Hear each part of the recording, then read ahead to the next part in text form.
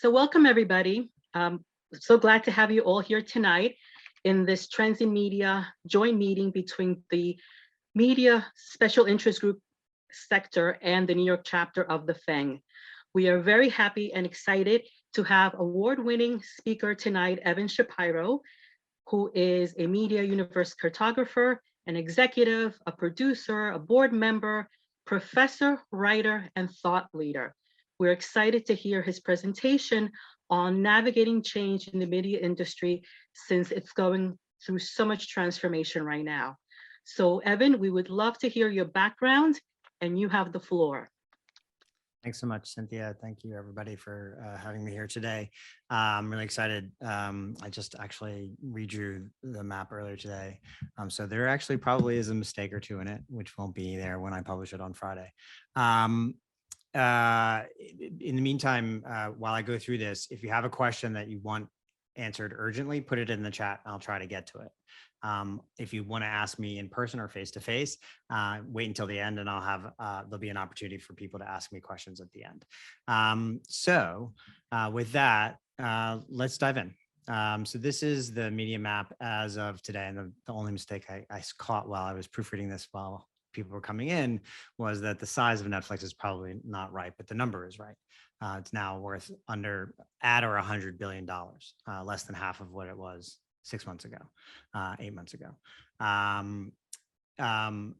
But I'll back out, I'll zoom out, both metaphorically and literally, and say this map was created mostly as content for myself.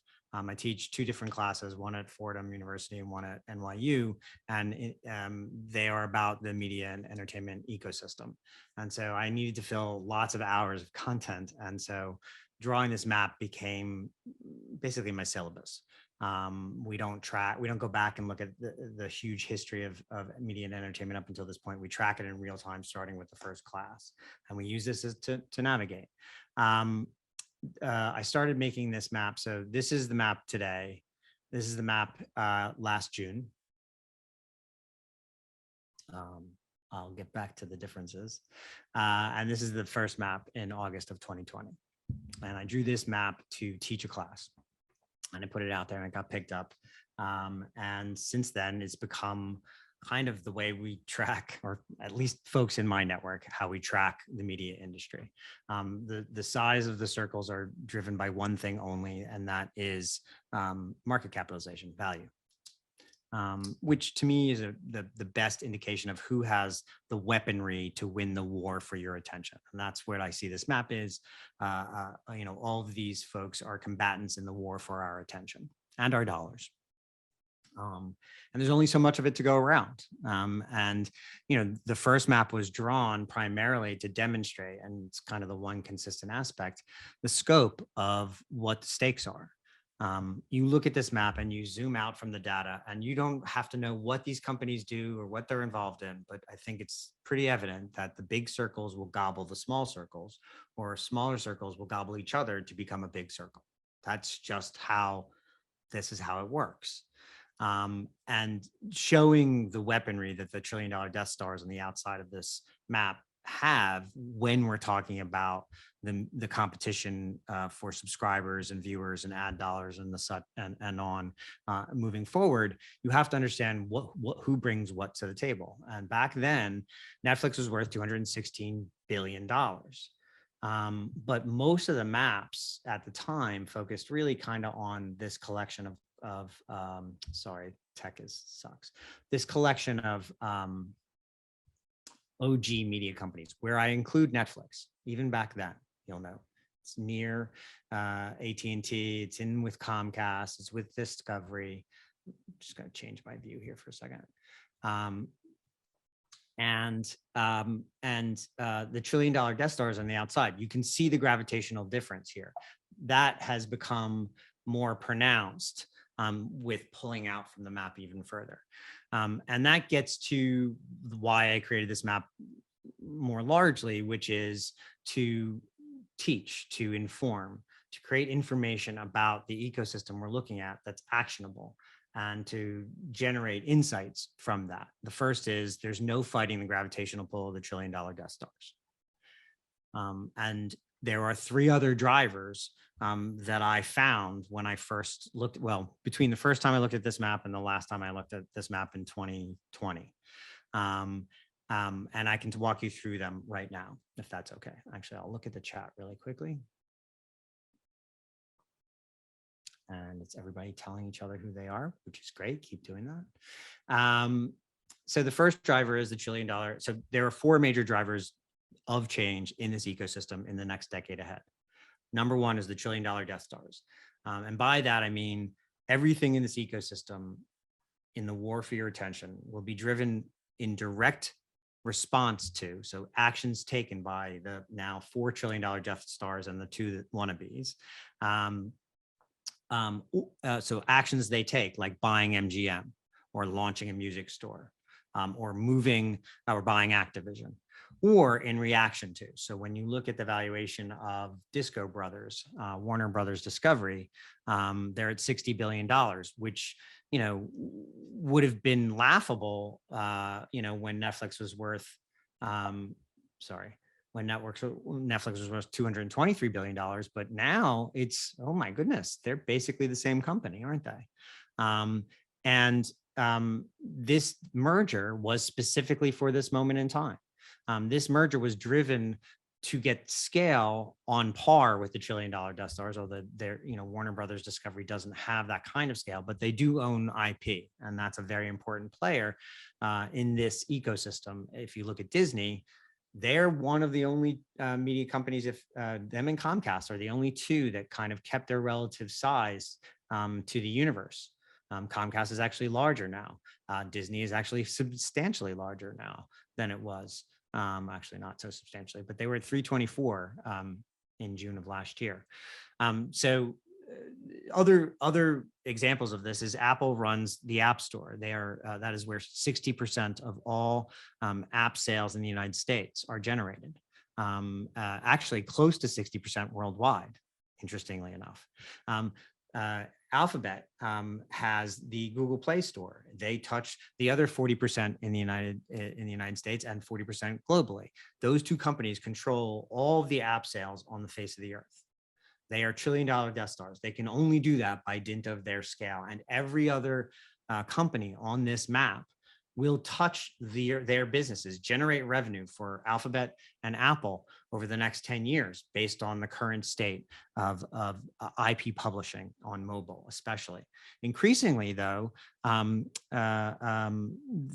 IP publishing will happen on connected televisions, and Amazon has a huge percentage of the connected devices in the United States through their Fire Stick. They just launched a television last year. They can only feel the bravery of launching a television at a loss, probably, because they have the largest e-commerce platform on the face of the earth, which touches every one of the other companies that are on this map. So those are other ways that these $1 trillion Death Stars bring enormous flywheels to the table that will influence this ecosystem. The second biggest driver will be the balance between advertising and subscription, or more broadly, single unit sales like advertising or in-app sales, or rundles, recurring revenue bundles, or recurring revenue subscriptions. So the best example of this on earth is Amazon, who has the best subscription product on the planet in membership and Prime membership, which most people subscribe to for the free home delivery. Many increasingly are subscribing for other aspects as well. They also have the fastest growing ad platform on the face of the earth. Amazon sold $31 billion in advertising in 2021, which is more revenue than Netflix generated, period. They are a true diversified business model between recurring revenues and single individual sales, because I haven't even mentioned their e-commerce that much as far as revenue goes, but it's the vast majority of it's the majority of their revenue, or sorry, it's the biggest part of their revenue right now. Apple doesn't have an advertising business, but they put a huge dent in Facebook's advertising business because they want to get into the advertising business. Meta is valued at half of where it was in June, primarily because their advertising business has slowed, because their user growth has slowed.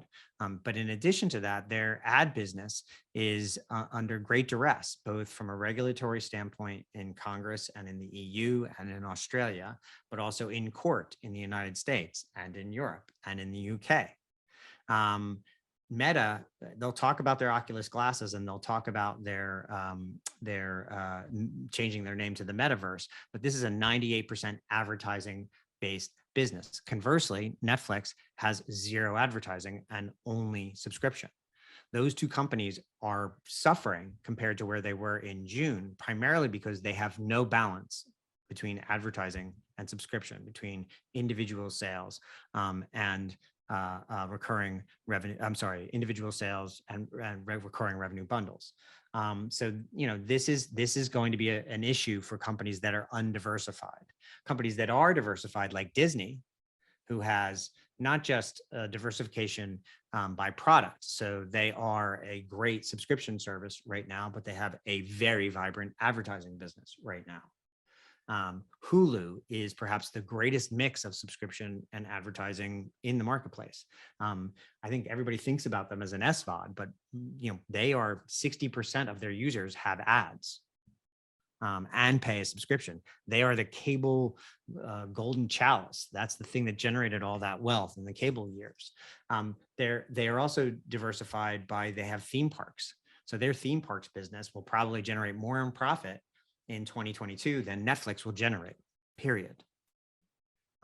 Their legacy linear cable channels will generate almost as much in profit as Netflix will generate this year, maybe more, depending on how the year goes, because they have dual revenue streams. And they own a geographical diversity, because they are the only streamer on this map that is doing incredibly well in India because of Hotstar. 130 million of the subs that Disney has through its subscription services is in Hotstar in India. Netflix does not have that. They're not only limited in their diversity as far as business model Netflix goes, but they're also limited geographically. They are in Europe, they are in Asia, they are in North America. They're in Latin America. They're having a hard time in India and Africa, the two most important territories for them on Earth right now. Disney is doing quite well in India. Disney has a subscription product and advertising product. They have individual unit sales at theme parks, but their bundle on SVOD is actually what's working best for them right now. Their ESPN Plus, Hulu, Disney Plus subscription bundle is one of the most effective revenue generators that they have, or subscription revenue generators that they have. Look to them to bundle parks and other services and merch, some of their bigger sales in there. So that's the second biggest driver. The third biggest driver is the move in this ecosystem from a universe dominated by Gen X and boomers, which the universe currently still is, at least from a power standpoint. That is Accenture next to Samsung. Yes, I will get to that. Actually, let's go there. Thank you. That's from Zahid. Thank you for asking that. I'm going to close that out. So Accenture is in a relative, so if you go here, not all the changes from over the years are from growth of or shrinking of companies, right? There's a lot of sectors I've added. One of the most important, which wasn't even there last June, is the advertising sector. And the advertising sector has a very interesting inclusion in it, which is Accenture. They are the largest advertising holding company on earth, and pay close attention to the verbiage there. They are a holding company like every single other one of the companies on this map, the advertising companies. And they are an advertising agency. They own Droga, and they have a number of different ad tech, martech, and advertising based businesses there. They are not primarily an advertising business. I don't think they're even, I would be surprised if 20% of their revenue came through advertising, but they have a very big advertising business. And the reason why they're on the map in this sector is because they have those resources and will use those resources to dominate this space, where there is no question about it. And if you know any of the people at any of the other holding companies, They will probably tell you the company they fear most is Accenture for the reasons I just articulated. They don't need the advertising business. They can lose money on the advertising business. So they're going to lose money getting to scale in the advertising business. And if you try to look at this advertising sector without understanding the resources that Accenture brings to the table, then you're making the same mistake as not thinking about what resources Apple brings to the table. Apple is about to land NFL Sunday Ticket. They will overpay for it. They will greatly overpay for it because they can. Because they can. Amazon got Thursday Night Football. They overpaid for it and drove up the cost of every other licensor of NFL football in the marketplace. So they not only got something that they wanted, which they needed, but they also made all their competitors pay more for it. $1 trillion Death Stars. So the scale is important. That's why Accenture is in the advertising sector. And by the way, because of that driver, advertising and subscription, Accenture understands that better than anybody, because understanding things is actually the core business model of Accenture. And they saw this space opening up and they understood the liabilities of the other holding companies and they went after it. So that's why they're on this map. I'm hoping that answers your question. Oops. Okay. So the third biggest driver is the shift in this ecosystem from a universe dominated by Gen Xers and Boomers to one dominated by Millennials, Gen Y, Gen Z, and Generation A, which is everyone under the age of 11.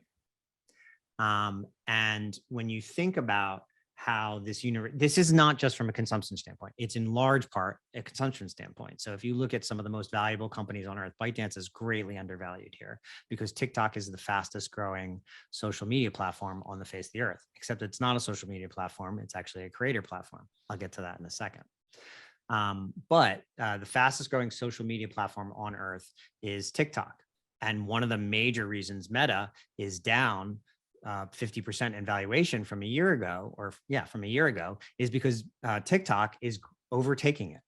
This small creator economy based platform is overtaking Meta. And that is entirely driven by Generation Z.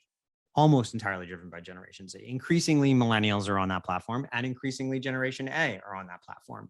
But the primary core engine of growth at TikTok is Gen Z. Roblox is another company that went public last year. Now they are not worth as much now as they were last June. Are they on the map even? I think that they are. Oh yeah, they are. So they're at $53 billion on the map. They went public last April at about $30 billion, and then they ballooned to $53 billion. And now they're worth around 20, I think, $1 billion. But this is a primarily Generation Z, Generation A driven business. Activision, which was just sold to Microsoft or is trying to sell itself to Microsoft, that's going to be a crazy thing to keep track of, by the way. But Activision is a primarily millennial driven business, millennial and Gen Z, but primarily millennial driven business. Xbox is a primarily millennial driven business. It is not exclusively a millennial driven business, but Gen Z and Gen X and Gen A together make up probably 90% of Xbox current sales. So the consumption is one end of how these three generations will have and will continue to change this ecosystem over the next 10 years. But more importantly, as millennials take over these companies, which they already do, they run Snap, they run Twitter, they run Facebook, Meta, are all run by millennials. But 5 million American Gen Zers will come into the workplace every year, and that's not stopping. So by 2025, 75% of the workforce on Earth will be millennials and Gen Z. The vast majority of leadership will be millennials and Gen Z. All of this sector here, which is the creator economy section, if you look at Decentraland and Sandbox and Larva Labs and Yuga Labs and Dapper Labs and Discord, These are all almost entirely Gen Z and millennial driven businesses, if not exclusively. But when they run these businesses, the way they make decisions, decentralized versus centralized, diverse versus not, eco-friendly versus not, how they run their cultures, how they make decisions, what companies they will and won't buy. Millennials will make dramatically different decisions than Gen X and boomers did. And Gen Zers will make dramatically different decisions than all of those other for various different reasons. And you know, you can look at Oscars So White, the death of the Golden Globes, the rise of TikTok as prime examples of all this. You think about how differently these three most diverse generations on the face of the earth, Gen A will very likely be majority minority. How differently will things look? Can I also comment on NVIDIA, which is primarily known for its graphic chips? Yeah, I will talk about that right now. So NVIDIA is a part of the region, which is in the gaming region. So if you look at what's here between Sony, Microsoft, so this region here is several different reasons at once. It's primarily the gaming region. It's driven by gaming. Fortnite is at Epic. Tencent owns Riot as well. Activision, Xbox, Minecraft, Nintendo, PlayStation, Roblox. NVIDIA is definitely makes their bones on graphic accelerators, but they make graphic accelerators almost exclusively for gaming. That's the business that they've always been in. Now they also do it for video and they also do it for other areas. But NVIDIA's gaming business it's the biggest on the face of the earth, as evidenced by the size of their circle. So they own Omniverse, which is an open source gaming collaboration creation machine. And gamers across the world and game creators use this platform to design games together. And a lot of the most popular games on earth were designed via that. GeForce is a membership subscription business direct to consumers. Most of them are gamer professionals, gamers, game makers, game sellers in the gaming business, but increasingly it's just consumers too. And if you want to backdoor through the App Store to get to Fortnite, you have to be a GeForce subscriber. They also make accelerants for all these different platforms as well.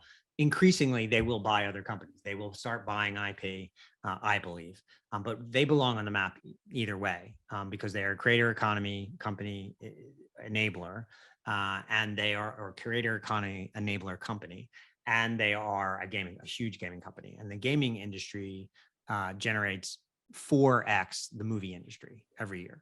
So if you think that, you know, the movie studios should be on here, NVIDIA is one of those places that should also keep an eye on. They'll also be the next $1 trillion company. So if you look at this map, they're not on the map in June, unfortunately. And I didn't start adding them until right after this. Because I thought they were going to be a $1 trillion company. But in June of last year, they were $300 billion.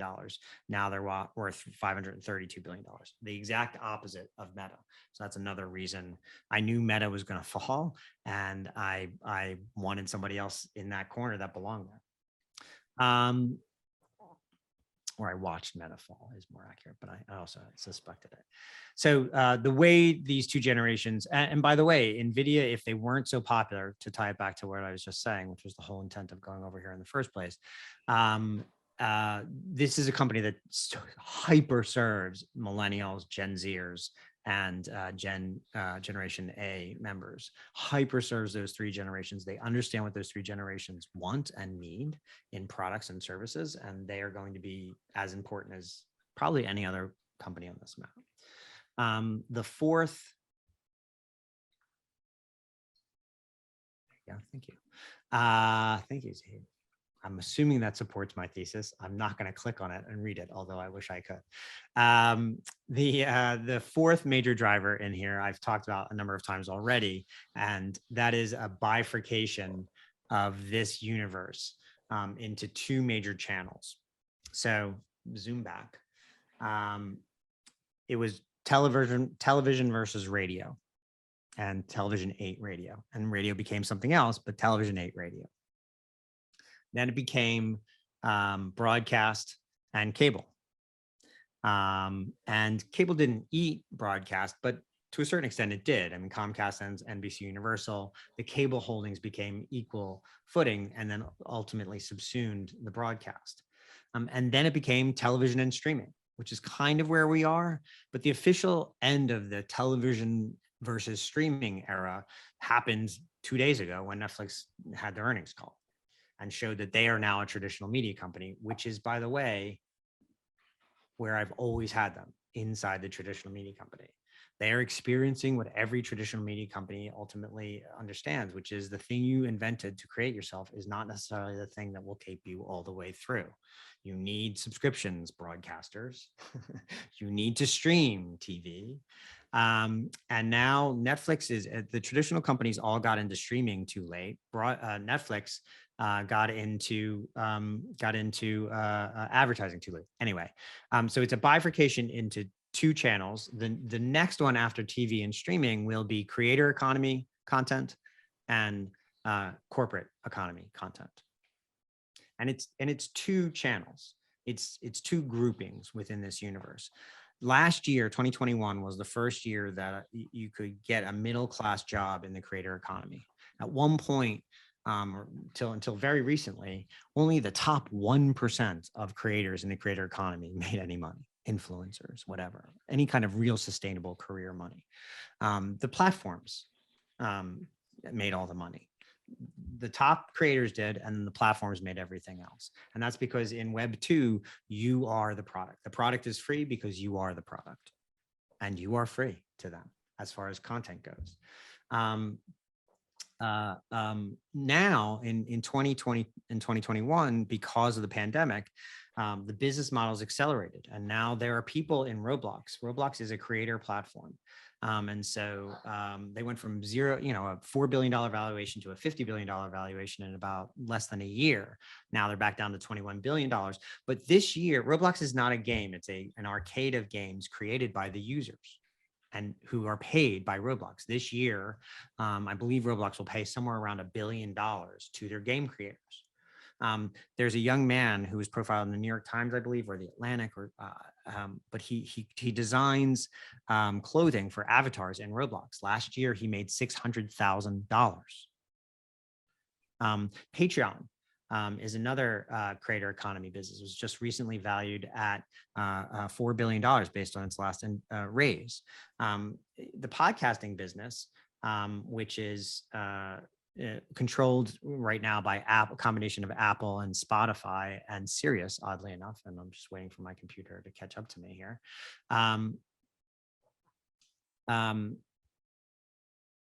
Sorry, guys.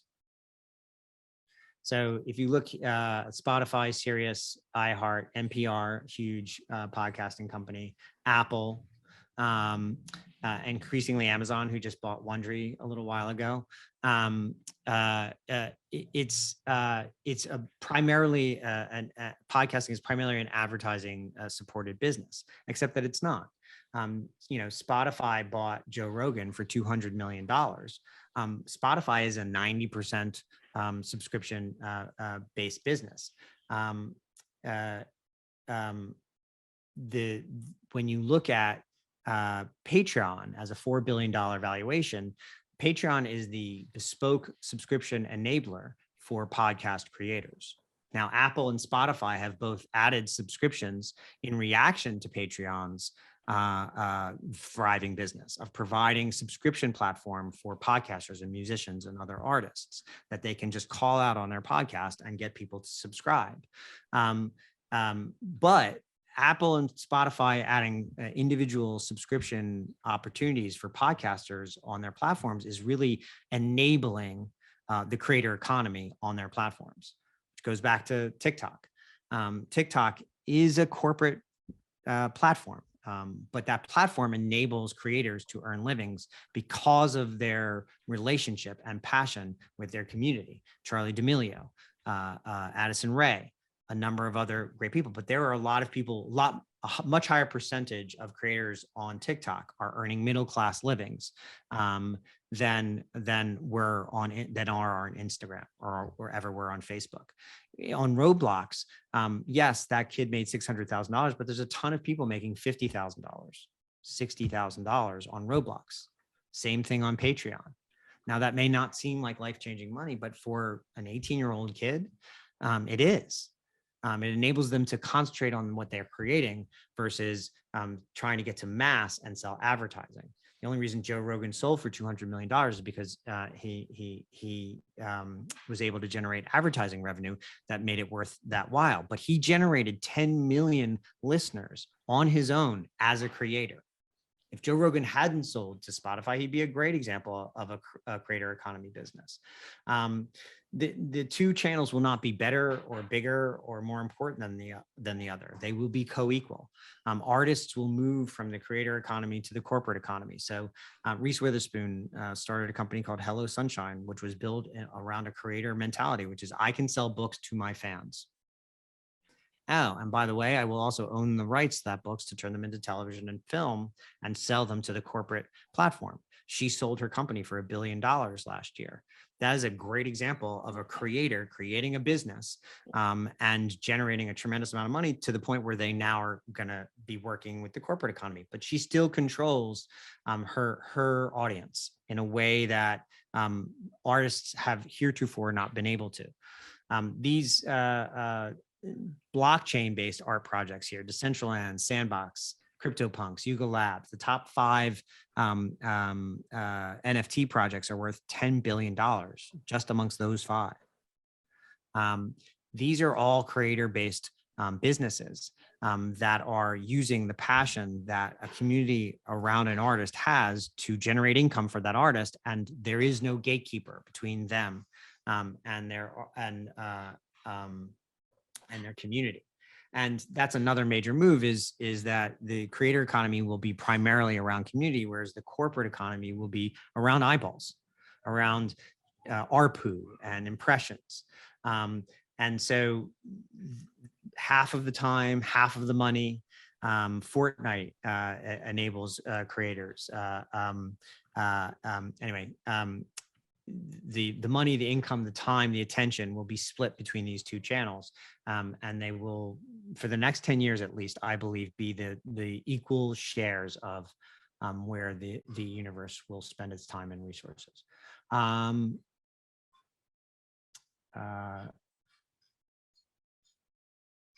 Okay, where does Clubhouse stand? Is it even registering on your map? Yeah, Clubhouse is on my map.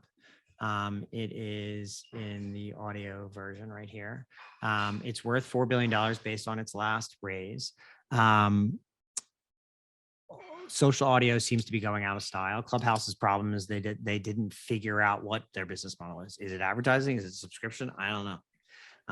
That said, you look at a very similar company in Cameo. And I think Cameo, it's only worth $1 billion based on their last raise. I think it's actually probably worth substantially more than that. But I think there's a business in there that if the two of those were combined, where someone added audio to Cameo. But ultimately, I think, Patreon is probably going to take over a lot of that space. A company not on this map is Substack. I think you're going to have to supply more than one thing for free to generate an overall business model in a moving forward basis. And the creators on Clubhouse couldn't figure out a way to monetize other than promotion. Is Peloton on here somewhere? Yes, Peloton is on here somewhere. Oopsies. I added them because someone asked me to. Might have been Z. Inching down. Okay, so there they are. They are in this teeny little sector called media health. So Talkspace is on there, Peloton is on there. Teladoc owns Want Better Help or some other kind of version of that. And I've added them there because ostensibly Peloton was trying to become a media company. I guess these are all IP-based media companies. I put them down here just to satisfy that question. I don't know that they necessarily belong on here. Certainly, darn it, certainly not as much as the phone companies are. I toy around with taking the phone companies off now that AT&T is out of Disco Brothers. But because for the same reason Charter is on here, Charter doesn't really do that much content. They're pipe. And their CEO would prefer they be a pipe, to be blunt, knowing what I know about Tom Rutledge. But these three companies are going to be increasingly important as Netflix's announcement as to adding an ad product mentioned Verizon in it. Netflix's speediest way to an ad product is probably through those three companies, through Charter and through Comcast. Interestingly enough, the chickens have come home to roost. So yes, is the answer to that question. Is YouTube in favor of buying TikTok? YouTube probably will not be able to buy TikTok. I don't think regulators would. I had Alibaba on. Yeah, I got to put them back. You're absolutely right. I apologize for taking them off. I went through a real crisis of faith over what I know about Alibaba and Tencent, based on the fact that I just don't think we know anything about those companies, and they make me nervous.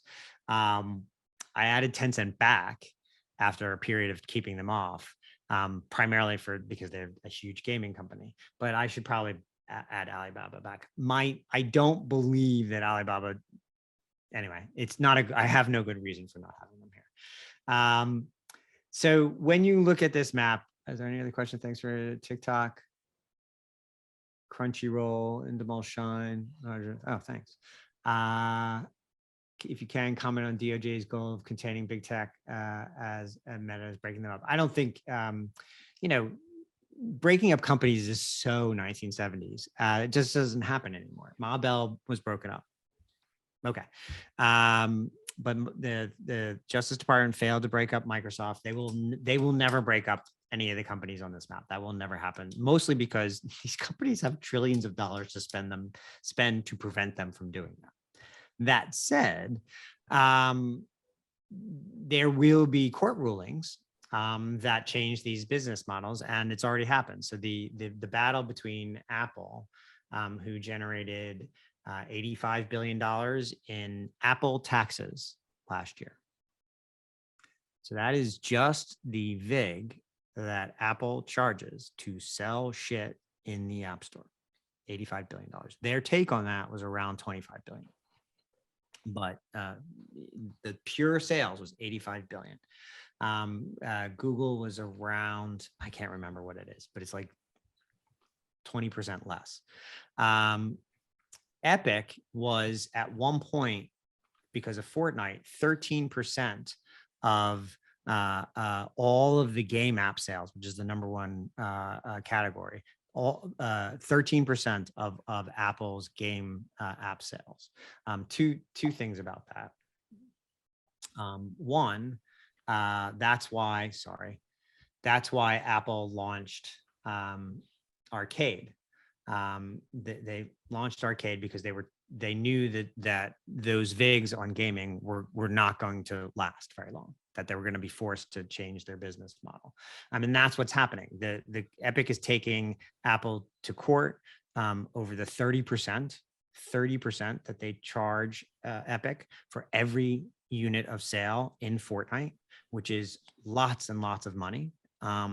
And while both sides can claim a little bit of victory in the first leg of this court case, which was decided kind of in both of their favors. So the judge said that Apple is a monopoly and cannot be broken up, but that they have to give Epic a different way in the App Store to sell their products that does not involve Apple. And that is going to change everything, because Spotify was ready to sue. Tinder and IAC, who's on this map, was prepared to sue over that. But Google actually blinked and changed their rules to enable that first, with, crucially, Spotify. Apple is now about to do the same, because they will not have a choice. First of all, it'll create a competitive disadvantage against Google Play, but secondarily, there will be no way that the exclusivity of pay mechanisms in the App Store will last this year. That's a big change in business for them. So I don't think that the DOJ needs to necessarily win anything. It's just going to happen. And so I don't know what's going to become the outcome of the case, but it's pretty much been decided. Unabashedly, which companies would you think would be a long-term and good investment? So there are two companies in my area of the media business that I know will survive. One from the OG world, which is Disney, and one from the new G world, which is Amazon. And for the same exact reason, they are diversified businesses with multi-generational touch points, a pattern of building enterprises that become either cults or religions, which are virtually the same thing, and they are copycatting each other. So Disney is getting in the bundling business. Amazon is getting in the sports business. ESPN was the value of Disney for a number of years. Amazon is getting in the franchise business, literally stealing pages of the Disney business by buying the Lord of the Rings franchise. Star Wars, anyone? So those two I know will make it. However, I think the best indication of which companies have long-term upside is this scorecard I created for the media wars. So I've only judged 15 companies because that's how many I could fit on a PowerPoint slide. But I think you can apply these 6 criteria to any of the companies on that map, or any new company, any startup you might get involved with, or any potential employer, or any client, based on these 6 criteria. So the criteria are utility. Do I wake up and use do my customers use this thing every day, just instinctively, like the light switch? Value. This is 2 meetings. The first is, do I provide more value to my customers than I ask in return from them? And secondarily, what are the values of my company, and do my customers agree with them? Disney is finding that out right now. Do you have a cult? That's that category. Do you have super fans? Fourth criteria. These 3 generations. Not only can you cater to them, but do you know what they want? Can you communicate with them? And can you employ them? Big question after the Great Resignation. Do you know how to hire and retain these 3 generations? Chances are your company does not. Do you have a diverse revenue model? I talked about this about Disney and Amazon. The simplicity in the 90s, Wall Street loved simplicity. If it was too complicated, they couldn't necessarily value it correctly. And Coca-Cola famously changed its structure to simplify its business model, and its value went up. Now it's the exact opposite of that. The companies on this map that you look at who have increased in value over time are those that have the most diverse revenue models. I'm sorry, I apologize for that. The companies over the last year who have gone in the right direction are more diverse. Increasingly, companies like Meta, but also Alphabet, who is a 90% advertising business. The difference between Meta and Alphabet is Alphabet has businesses today that, if pressed harder on, can diversify their revenue intrinsically. Primarily, those are Android businesses, mobile and connected television. Right now, Alphabet is making a huge bet on connected televisions. Just really quickly, I'm going to skip around, and then I promise I'll get back to where I was. So if you look at this map, this is the connected television universe. And what you'll see is Samsung is huge in this space. but they only have about 14 or 15% of the marketplace. Amazon has about 6%, and that's going north. Android has 6%, and that's going north. What happened in 2021 was Roku lost its primary. So Roku is a dongle-based business.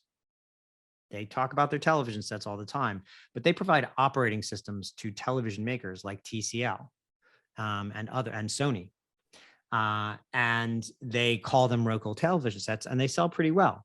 But their primary business is dongles. And over the next 4 years, 1 billion connected televisions will be sold on the planet Earth, and dongles will go away. Roku's a great business in the United States. It's not a very good business outside the United States.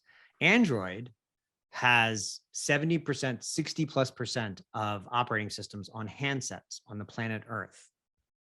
Their main competitor for operating systems on handsets, Apple, has ceded the television operating system business to everybody else because this map is very fucking complicated and they could not compete in it. Android, mass is what they do. They are cheap and they get scale. That is what they do. Google, YouTube, Android. They're currently investing like hell. They picked up TCL from Roku last year, which is a big reason why Roku didn't hit their numbers last year, and their market value has halved. Actually, it's down by 70% from 2 years ago. Actually, no, maybe not that much, but 60+% from 2 years ago. Google just made a deal with their operating system product for Sony. So they're going to be in this new burgeoning business, which is the connected television business. Whereas someone like someone like Comcast currently is not. They're trying, but they don't really necessarily have a pathway to get there. They do have 2 products. Amazon is in that business. They are the number 2 connected device. In addition to having the fastest growing advertising business on the planet, AWS, which is a business that makes money in its sleep, and Amazon Prime Video and Twitch, and Audible and Wondery.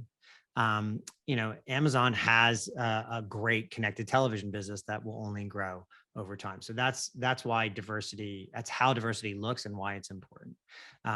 Netflix is, as I said, very undiverse. Disco Brothers is primarily an old school cable company. Even in the streaming business, as Netflix just proved, they're an old school cable company. They don't own parks. They have a park at Universal, which is one of the reasons why Comcast is a little better than them on the diversity thing. They definitely have IP, but they have basically one platform, which is we sell TV to people. We sell television or video programming to people. So I think that's why they get a thumbs down in that. The last category is the flywheel. And this is, Disney does this by everything Disney does promotes everything that Disney does, and everything that Disney does brings new dollars into the house of mouse. They're getting better at that broader version of that every day. Amazon, definitely this applies to. Netflix, not at all. They have one lever to pull, and the more they spend on programming, the harder it is to do the business that they're doing.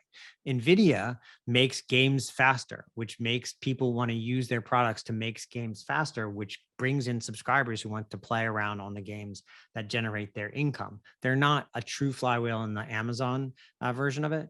Apple, I think, got to that in the last year, primarily by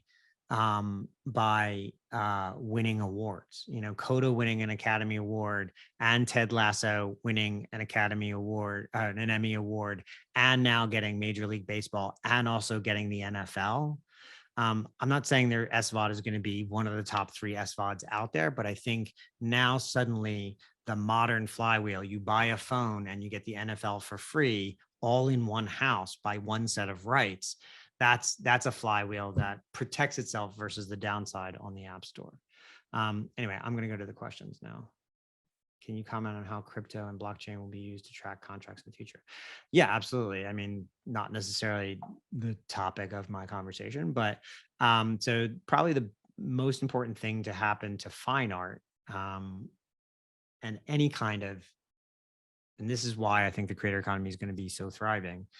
The smart contract as a protector of intellectual property is the greatest thing to happen to content creation since movable type.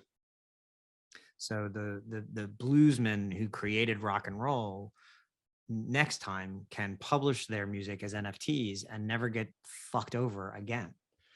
Right now, Taylor Swift wouldn't have had to go on through everything she went to reclaim her library and unfuck her catalog from Scooter Braun. She would have the ownership and continue to accrue revenues at terms that she dictated from the start. So I think the blockchain, people are paying attention to these crazy, stupid GIF and JPEG profile pic projects as the way that creativity is going to benefit in Web3. The truth is the underlying contracts and the direct connection between the artist and their community and their ability to monetize that. Bored Ape, Yacht Club, CryptoPunks, Decentraland, Sandbox, these are all creator created entities. Bored Ape Yacht Club is now going to be a powerful little media company. They're probably worth, I have them down here for $1.5 billion. I think they'll actually wind up being worth, probably 4 times that by the end of this year. And so, Universal Music Group just bought a Bored Ape. Universal Music Group just bought a Bored Ape. Okay. Which is one of many of Bored Apes out there. They paid $313,000 for their Bored Ape, their one character Bored Ape, which is low, by the way. It's 10% of what Justin Bieber paid for his Bored Ape just a couple months ago. That Bored Ape will be the manager of a new, entirely avatar-driven rock band, all NFT-based rock band that UMG is launching. The only way that the Bored Ape creators would ever be able to trust that Universal Music Group is going to pay them what they're due is through a smart contract. And that's what they have. So every time Universal Music Group transacts on that ape, Bored Ape will continue to be paid. This would have been a game changer for, Jackson Pollock and Mark Rothko and a bunch of other artists as well. Question from Susan Stracker. Will the traditional media companies catch up with streaming? They had to, but is it too late? I mean, the one part of the question there is, so the answer is yes, Disney has caught Netflix. They caught them. I mean, difference between 130 and going up and 220 and going down is not that great. So hooray for Disney. They caught them. The problem with, chasing a tiger is when you catch them, what the fuck do you do? So Netflix Disney has to be looking at the investments they've made over the last couple of years and gone, we think we're sure this is the right move. And by the way, Paramount, who killed their numbers in their first quarter earnings call, and then went down the next day because they sounded too much like Netflix. Their numbers were great, but everything else sounded like Netflix, and they got punished. Netflix lost 35% of their market capitalization in the last 36 hours. Everybody else in this sector got taken down because of their proximity to Netflix. Paramount went down, Fox went down, Disney went down dramatically. Warner Brothers Discovery, Disco Brothers was the only one that went up because they probably started too low. I had them at $100 billion. So here's proof, by the way. So I had them at $100 billion in June of last year because that's what I sussed out that they were worth. Currently, the market says they're worth $60 billion. I think they're worth $100 billion. If Netflix is worth $100 billion, Disco Brothers is worth $100 billion. In fact, if Netflix is worth $100 billion, I'm actually willing to bet that Disco Brothers is worth 125. So that answers, I think that answers that, right? So they caught them. Oh, so the second part of that is now do you want to be in that business? The problem with Netflix, the problem with Paramount, the problem with Fox, the problem with AMC is that they all have interesting businesses, but they don't have the gunpowder to truly fight and scale where they need to, that the $1 trillion Death Stars do. You know who does? NVIDIA. You know who does? Microsoft. Microsoft doesn't have a streaming video business right now. Not really. They could though. they bought Netflix. I don't see the Justice Department having any problem with that. Microsoft could buy it with what is sitting in Bill Gates's couch cushions right now and have a lot of cash left over. By the way, so could Apple. Apple has $300 billion in cash hanging around, burning a hole in their pocket. You know, there's a recession coming, they all think, so perhaps they want to hold on to it, but they could. Netflix looks super fucking attractive right now. Netflix is it's gonna take Netflix a year to get into the ad business in a full way. You know, Nvidia can accelerate that. Meta could greatly accelerate that. Meta and Netflix together now make a shit ton of sense. And by the way, when the Justice Department says to Meta, "Oh, that's antitrust for the consumer," Meta can say, "What do you look at this map? What are you talking about? You let Amazon buy MGM, it's about the same thing right now." And that's where Netflix is. So they've caught them. The problem is now being in the streaming business is not necessarily the answer. It's cable 2.0. It is not Web 3. It is not the coming sea change. I think ed biz. It'll be in the ed business by this time next year. Question. Roblox is interesting. You definitely Roblox, but look to Apple to buy Roblox because Roblox is not worth what it was a little while ago, and Roblox is a great platform. Well, should you catch up? Any other questions? I think if there's a takeaway, and by the way, I'll turn it on the audience to ask questions. Turn on your camera, raise your hand. You need to drop off. So everybody can now turn on their cameras if they like. And if they'd like to ask a question, just raise your hand and we will come to you with your question. If we don't see you, just alert us in the chat that you have your hand raised. Thanks. So, you know, if there's a comment I have for you on, you know, as when you look at these things, and by the way, so tomorrow I will, actually Friday, I'll be dropping all 3 of these maps at once on my newsletter as one piece to compare and contrast. I will make some changes between now and then. And I'll be writing a white paper around, not a white paper, I'll be writing a column around what the changes ahead will be if you're interested, but I'm also happy to answer any other questions here. So Evan, thank you so much for your wonderful presentation. You gave us an awesome summary to quickly digest of what's going on and at all the levels and all the sectors. I have a question it's separate from this, but I know that you counsel a lot of people in different times in their careers. Can you share with us some key points that you have them focus on when they're facing a career transition or moving on to another sector within the same industry? Sure. And if you want a nice succinct version of this, I wrote a piece on this called Hire Yourself CEO of Your Own Shit. But in a nutshell, you know, everything I said about the creator economy, you can say about your own individual skill set. The major driver of the creator economy will be the ability of a creator to generate income off of a even small user base, direct from the consumer, direct from the audience member, direct from the community.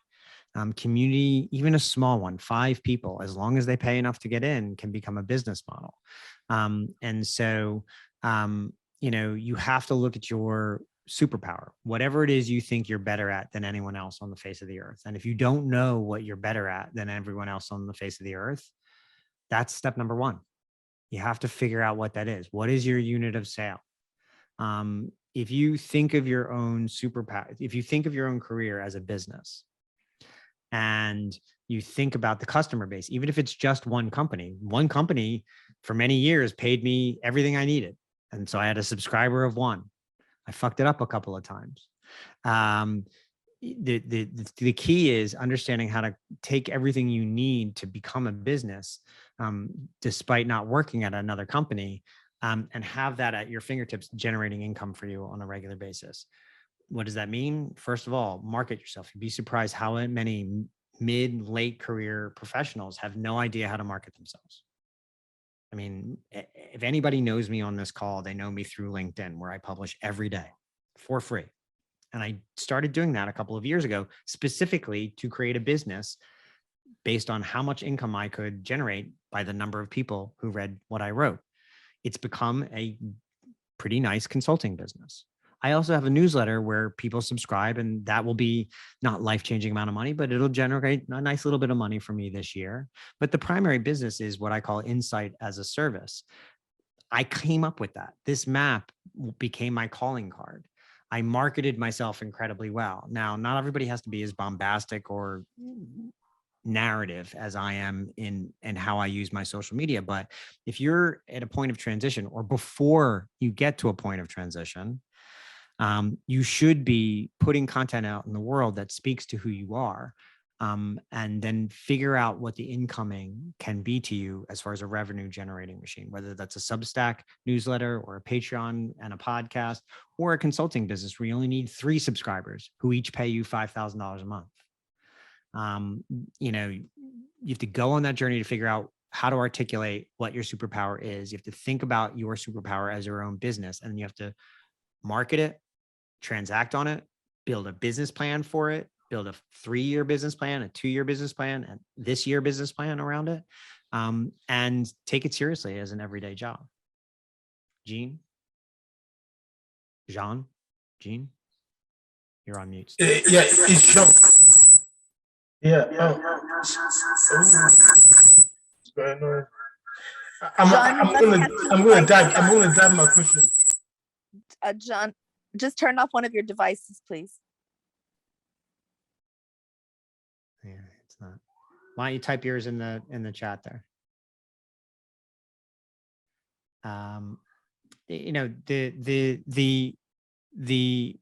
The creator economy is a good model for the individual player at this point. There are going to be thousands of people who lose their jobs at Warner Media over the next couple of months. The people who, figure out how to bottle and sell their talents in smaller doses have a better opportunity of generating income consistently over time than those who tie their entire fortune to the fate of one company. That's at least my own personal. Hello, John. You said that the future is with connected devices, the risk of cannibalization. I meant it's connected televisions over connected devices. So if you look at this map again, and you look at Roku, Roku is now worth $15 billion. Last June, they were worth $45 billion. So they are a dongle-driven business. Amazon is moving their business to TVs, not Fire Sticks. Roku tried to do that and had deals with TCL and Sony, but Alphabet is blocking them out of more and more of those deals. And so the future is actually with connected televisions, like Samsung, like LG, like Fire, but also increasingly televisions that are going to be powered by Android or some other operating system. 1 billion television sets will be sold in the next 4 years. All of them will have enough hardware in them to connect directly to any app that you want. You will no longer need an external device to do that. Samsung's, though, the problem with the connected television business is it's not profitable, which is why Alphabet doesn't want to make TVs. They only want to make the operating system and then take money in the App Store. Amazon is making televisions, and they're prepared to lose money on it because it's about a larger play here for them. Samsung will increasingly make less and less money and eventually no money on their actual television devices, but they are creating a very large ad business, as is LG. as is Vizio. Roku's entire fortunes are tied to their ad business right now. And so what I said was connected devices will cease to be relevant as a part of the television ecosystem, and increasingly connected televisions and the operating systems inside of them will be the power brokers. What I just said, it all applies to why Microsoft is buying IP and investing in Game Pass as a subscription product. They will take Xbox very seriously for the next 5 years, but they understand that there's a horizon on that product and that it's going to all move to the cloud, and that the direct to their devices is going to subscription direct to the devices or advertising direct to the devices will be the business model. Sony's a little vulnerable here. Although they do have some great subscription platforms in Crunchyroll and Funimation, but in gaming, they don't really have a subscription product. Look for that to change, whether they buy Valve, which is down here at $10 billion, or they get some other subscription business through Crunchyroll. Sony will get into the gaming subscription business. But look at Microsoft to buy a Roku. Look at Sony to buy a Roku. Look at Apple to buy a Roku. I don't think Roku can kind of stand alone because they're too tied to the dongle business. Any other questions?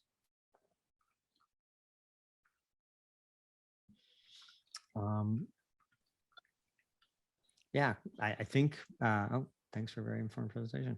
Yeah, I'm happy to answer other questions. My newsletter is called Media War and Peace. If you want to read what I write on a regular basis, there's a free version and a paid version. I'm on LinkedIn. You can read my stuff there. I'm on Twitter at eShap. What are my thoughts? Mary Collins had a question. Also, Evan, can you drop your information in the chat if anybody wants to reach out to you, or how to find you on LinkedIn or anything else like that? Sure. Thank you.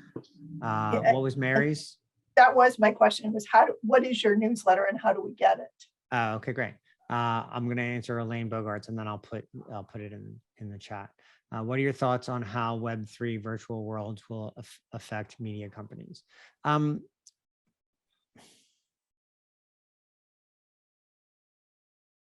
I think the creator economy, corporate economy bifurcation is driven entirely by Web3. In Web2, you are the product. In Web3, you are still the product, but you are also the seller. And I think the emergence of the creator economy platforms, Netflix is, yes, obviously they have competition and they're going to start to lose share. They have started to lose share to other premium streaming services like Disney Plus and Amazon, by the way. But, in their last few earnings calls, if you look at you ask about the company they're most worried about, it's Fortnite and TikTok. Because increasingly that's where Generation A and Z is spending their times.